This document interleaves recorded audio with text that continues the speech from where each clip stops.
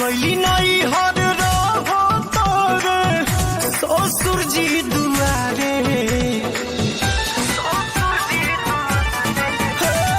सास गईली नहीं हर रहो तोरे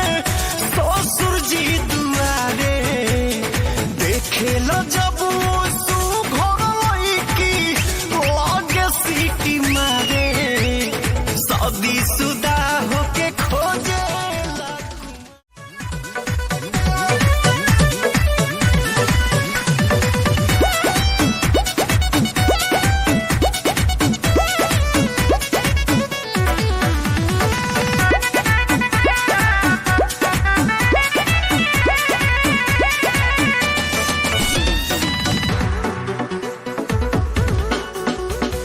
केतनो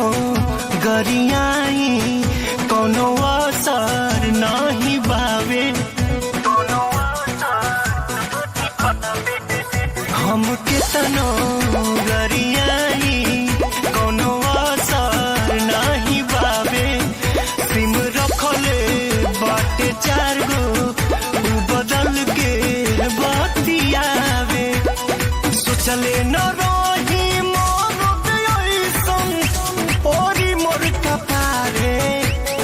शादी शुदा होके खोजे कुमार सखी पिया हवारे शादी शुदा होके खोजे कुमार सखी पिया हवारे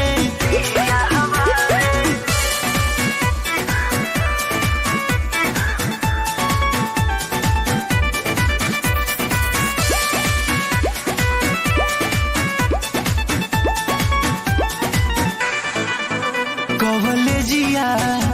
स्कूलिया के गेटवा पर जाए कॉलेजिया स्कूलिया